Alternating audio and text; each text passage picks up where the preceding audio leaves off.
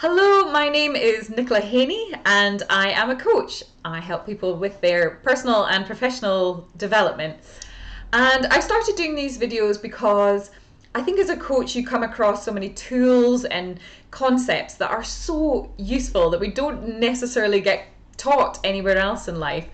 And so I like to share these because I think they're just really helpful. So hopefully you'll find this useful because today we're going to be looking at overwhelm and what you can do when you feel like everything is just too much. It's all on top of you.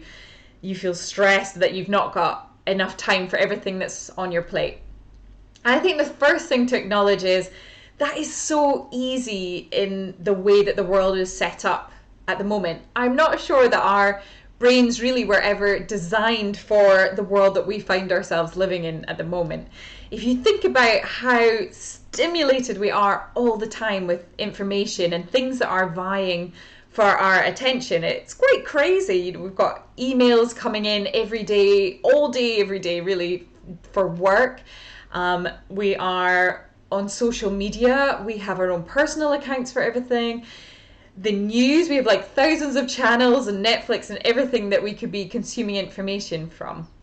And so it's so easy to feel completely overwhelmed. So as always, first of all, just to say, it's very normal to feel like that. But unless we think about it and stop and think about what we can do to reduce that, it can be a state that we kind of find ourselves living in and getting used to.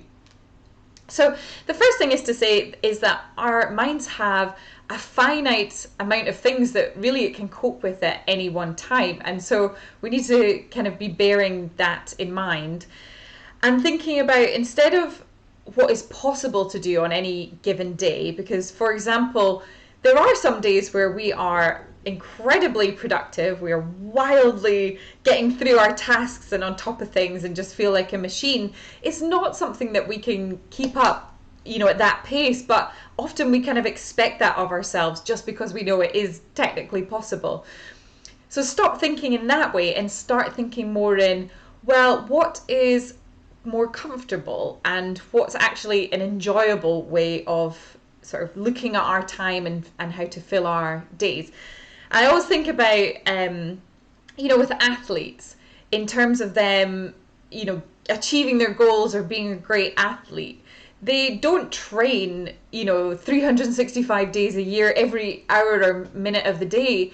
For athletes, rest is such an important part of achieving anything. And I think that's such a good way to apply that to how we look at our days and, how we think about life is actually we need to be building in a lot of downtime and a lot of rest and thinking about just how we can enjoy things. So I thought this was a really good topic because I also have just gone through my own little experience of overwhelm. So a couple of months ago, I found myself really stressed about everything that I was trying to achieve, and my attention was being pulled in so many different directions, and I just couldn't feel like I was on top of things. And so I stopped and thought about it, and I did what I like to do, which is called just a mind dump. And so the first thing when you're feeling overwhelmed is when you recognize that you're overwhelmed is, I think, a really useful thing is just to get it all down on paper. So a couple of months ago I did this, and here it is. It looks a little something like this. It was quite ginormous. I felt like I just had so many things in my brain, and just getting it down on paper first of all was such a useful thing to do. So I have categories all over the place, like my business, another business I work in, my health, my home, finances, my social life, just everything down that I was thinking about, things that I had on, things that I was worrying about. And first of all, just getting it all out of your head in itself is a very cathartic exercise. And then what to do is to put a bit of distance between it. So once it's, down, just give it a bit of time to settle. It can feel a bit intimidating to deal with straight away because it takes energy to put everything down in the first place. So useful to put a bit of space between it. So the first thing I would say about then coming back to it and dealing it is one that you don't have to do on your own. So actually for me, I had my sister help me with this.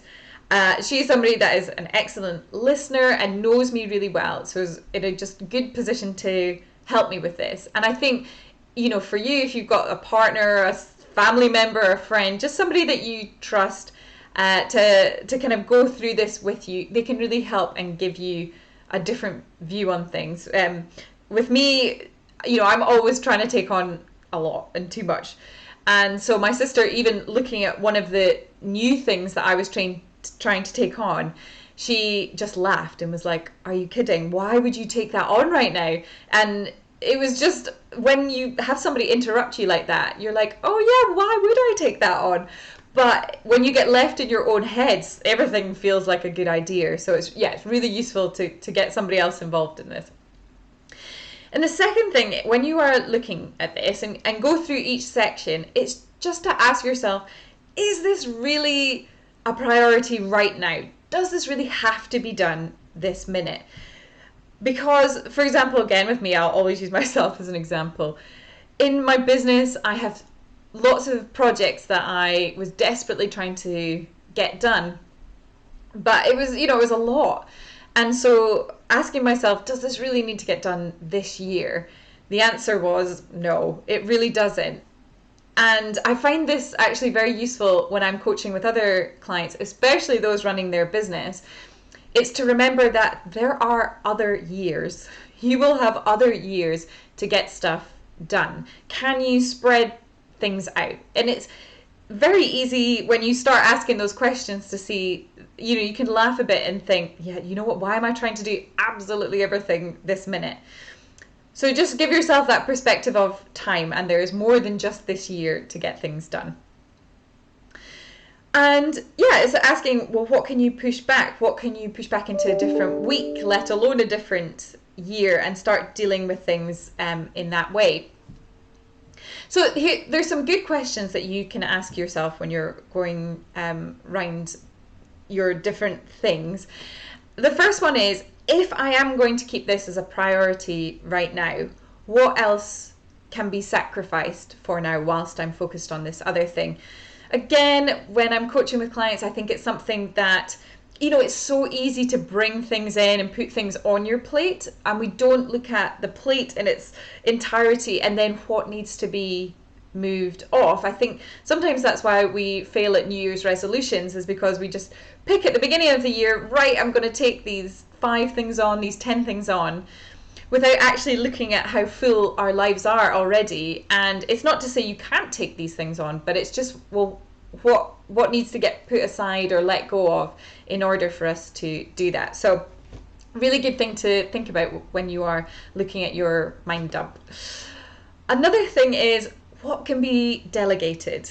So again, to go back to my example, when my sister was helping me with this, one of the things, it's such a stupid thing, but it was just in my mind, that I have a tree in my garden that is, just a bit wild and overflowing. And I needed to tidy it up and do something with it, because it kind of hangs over into the public space. And so every time I looked out the window, it would stress me out, like, oh, I still haven't done that tree. And even just mentioning that to my sister, over the course of the weekend, she just went out there and did it. She just chopped it down and enjoyed it. So it's, always not being afraid to ask for help, or allowing people, that you can delegate things to. And then lastly, with your brain dump, it's asking, once you've got all the kind of actions down and the things that you're worried about and whatnot, is then again sort of stepping back and thinking, okay, well, what else could be going on here as well? So I was working with a client a couple of weeks ago, and he did this exercise and was sort of worrying about things. And underneath it all, once we kind of got everything else out, I asked this question, and he said he couldn't stop thinking about a piece of feedback that he'd been given at work. And it wasn't even particularly negative. It was sort of clouding everything else. It felt a bit negative to him, and he didn't really know what he wanted to do with it. And it was sort of pervading into other areas in life, just that, things were getting on top of him. So again, it's just nice to kind of separate the thoughts that whir around in your mind with also then, kind of how you're feeling anyway. And just always trying to find if there's other things going on as well. So that's just a small tool that you can use at any time to help with overwhelm. It's really just taking a photograph of what's going on right now so that then you can deal with it. And I think a really useful thing is to do this on a more regular basis. Then it doesn't allow everything to get so sort of blown up and stressful. And to also build in a bit more like downtime into your lives. Just because you can cope with 20 things in a day if you were working at maximum capacity, that is achievable. Is that really what you want to do? Do you want to live your life like that every single day? It's obvious when we stop and think about it, but very quickly, you keep getting back into that habit, filling post-it notes of things to do that day. So it's just remembering that to pace yourself, because there is more than just today. There is more than just this week. There's more than this year. And to keep coming back to that.